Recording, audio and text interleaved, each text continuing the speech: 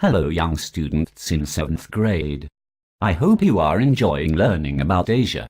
I am Mahatma Gandhi and I will be talking to you today about some interesting historical aspects of Asia. India became a colony of Great Britain in 1776. A rise in Indian nationalism led to its people wanting independence for their country. I am one of these individuals. I brought worldwide attention to the Indian independence movement by practicing satyagraha, which means using non-violence to achieve change. I believe that freedom did not have to come at the cost of using force. I urged my followers to adopt a non-violent approach. After years of struggle, I proved that I was right. On August 15, 1947, I made my native land an independent country. My ideals have since become the inspiration of people everywhere. In 1947, British India was divided into two independent countries, India and Pakistan. Part of Pakistan was to the west of India while another part was to the east. In 1971, political and military pressure from people in eastern Pakistan caused it to declare independence, becoming the nation of Bangladesh. Western Pakistan remained the nation of Pakistan. The colonies of French Indochina also gained independence in the 20th century. The leader of the Indochinese Communist Party, Ho Chi Minh, began an independence movement in Vietnam in 1941. In 1945, Ho Chi Minh issued the Proclamation of Independence of the Democratic Republic of Vietnam. The Vietnamese fought the French for independence until 1954. Now let me focus some on my attention on Japan. Japan was a military ally of Nazi Germany during World War II, but it was defeated with the rest of the Axis powers in 1945.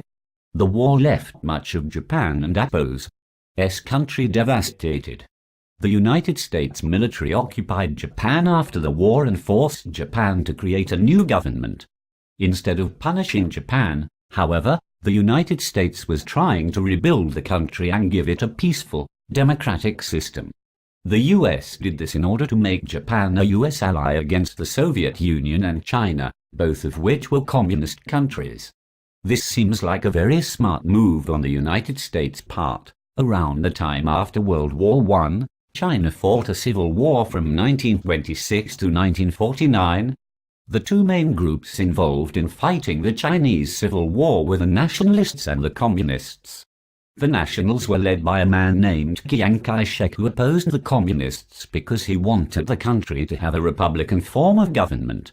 The communists, led by a man named Mao Zedong, wanted to make China a communist country. Because of the Cold War, the United States and other democratic governments supported the Chinese nationalists, while the Soviet Union supported the Chinese communists.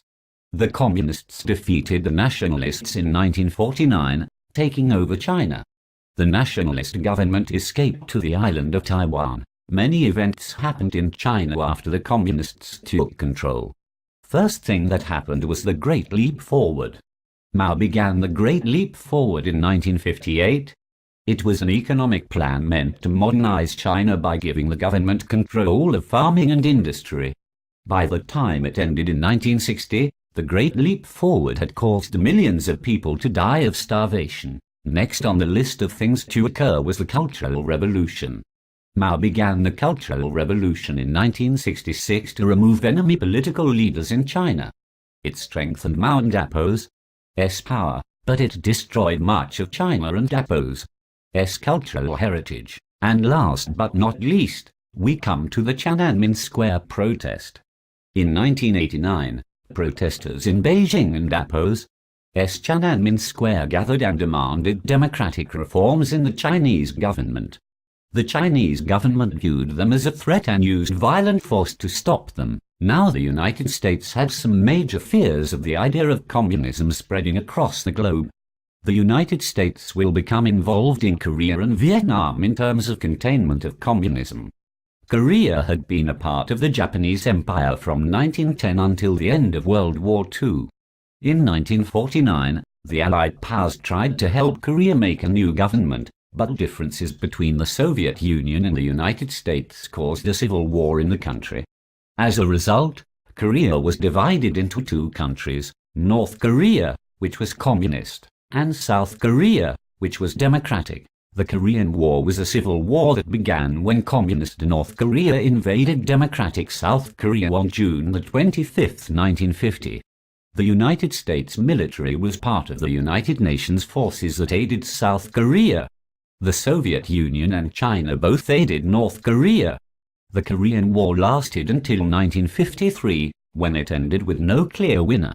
There is still tension between North Korea and South Korea today. Now, backing up a minute or two, after Vietnam fought France for its independence, a civil war started between Communist North Vietnam and non-Communist South Vietnam.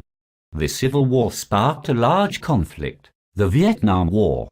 The United States did not want to see a new communist country made, so it sent soldiers to help protect South Vietnam. However, the United States underestimated the determination and organization of the North Vietnamese, and the US was not willing to have so many soldiers killed and remain in the war.